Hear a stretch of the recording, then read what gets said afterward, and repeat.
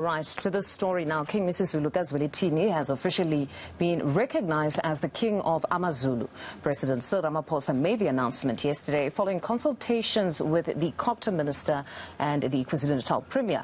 The throne has been contested with some royal members going the legal route, but the High Court in Pietermaritzburg recently dismissed their challenge. Ramaphosa has extended good wishes to Misuzulu, saying he's part of a long line of monarchs who fought with great courage and determination.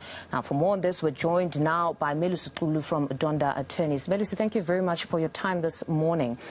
Now, firstly, let's start with just your reaction to President Ramaphosa's recognition of the Prince Misuzulu as the King of the Zulu Kingdom.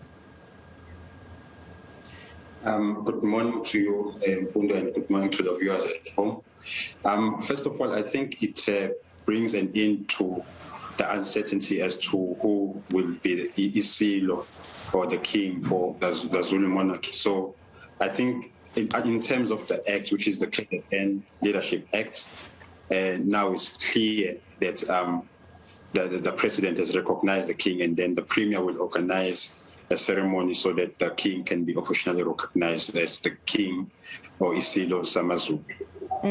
You know, Melusi, there's a lot of well wishes today. They're flooding in, but we cannot deny that there's possibly going to be more legal action. This case honestly reads like a movie. Just this Sunday, you'd remember we learned that Prince Mbonisi had written to the president requesting that he halt the process of recognizing a Zulu king because they intended to appeal the judgment. Now, that letter itself, I need your legal expertise here. Was there honestly legal wisdom on the part of the attorney in opting to write a letter which is not legally binding, as opposed to rushing to the court to file an application for leave to appeal and then perhaps writing to the president armed now with a matter that is in fact sub judice? What did you make of that? Yes.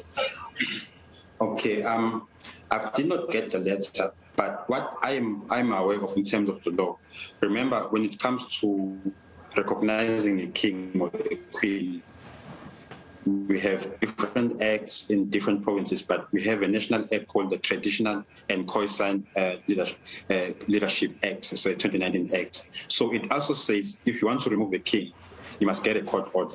So I agree with you that just writing a letter is not enough. You must have a court order if someone has been recognized as a king or a queen to say that person can be removed. So just writing a letter is not enough. But I think what it says, it shows that there is a faction in the royal family that is not happy with the outcome and is not happy with the recognition. But for now, the king has been recognized by the president. The recognition of a certificate to recognize him will be done, and then there'll be a ceremony. So for now, as long as there's no court order, there's no court action, I think the proceedings will proceed, and then we'll probably wait until a court order has been obtained from high courts or from Supreme Court of Appeal. Do you foresee such legal action actually taking place? Because you'd remember that Judge Madondo had in fact dismissed Prince Mbonisi around the part of interdicting the so-called coronation, because he said it was hearsay, it wasn't even happening that year. But this time, there in fact has been an announcement by the president that he recognizes the king. So in this instance, if they were still to continue to fight it out, would this be the opportune time for them, now that they know, to interdict the implementation now of the second phase of this process, that beyond the recognition by the president, there will have to be the coronation, the inauguration, etc. Can they now interdict the next phase of this process? Well, they can try to make the interdict, because as we've seen, they're not speaking the same language. Some are not in agreement with Isilo being recognized, but as long as they've done nothing, yes, the proceedings will proceed.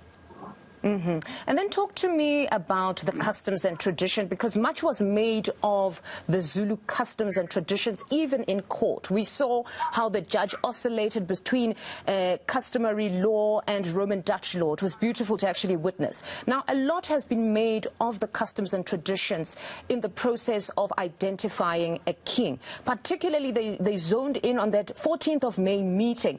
Talk us through that process that precedes the application of recognition to the president. What are these customs and traditions to identify? Okay, now if we are following the Act, and we're looking at Section 17 of the KZN Leadership and Governance Act, so 2005 Act, remember, it's not necessarily an old act, it's a new act if it's 2005, but it says that royal family must meet and they must recognize who will be the leader, who will be the king, who will be Isilo. And then once they've recognized that, they must send the recommendation to the Premier, and then it will be sent to the Minister, and then it will be sent to the President. What I think was happening was, I think the case that you mentioned that was happening in Maritzburg, it kind of disturbed the whole process because the President also had to be sure what is happening. So once the case was finalized, at the moment that it was finalized, the President then will be able to say, okay, he's recognizing the Isilo as the king of the Zulus. But as it stands now, we don't know what other faction will do, but as long as there's nothing that is in court, everything will proceed as stated in the Act. But if I'll go to customs, I remember we spoke about this last year on ENCA. According to what happened when Lobolo was playing page for Nkulu, the mother of Isilo. Yes. There was a lot of cattle that was obtained from the communities, the villages around Nongoma and so forth. I think it's about 300 cattle. I'm subject to correction. So the whole plan was this custom is being created to say, because Nkulu is from Eswatini, she will be the one who will give birth to the king, the future king.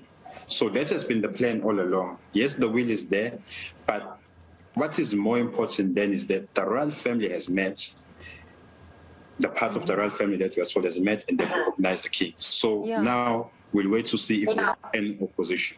Which is what the judge actually emphasized, that the will or the dispute around the will is neither here nor there. If we're speaking about Queen Manvombi, as the Princess of Eswatini, she was the one that was to bear the heir. But it seems that this is known by everybody outside of the royal house, but within the royal house, there seems to be a dispute. So are we laymen incorrect, or are they incorrect?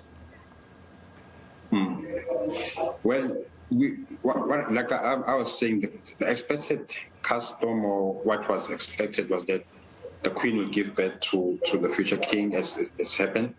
But I've not heard anyone disputing that she was the one that was chosen to give birth to the king. So that is why I'm saying what is interesting now is to say we need to get, if there's anyone who's opposing what is happening now, and then we'll get facts, maybe opposing facts. But as it stands right now, I think if you read the Act and you especially check Section 17 of the KZN Leadership Act or Governance Act 2005, everything is going according to that plan. The family has recognized, the Premier has recognized the king, and the President yesterday recognized that this is Isilo for Amazulu.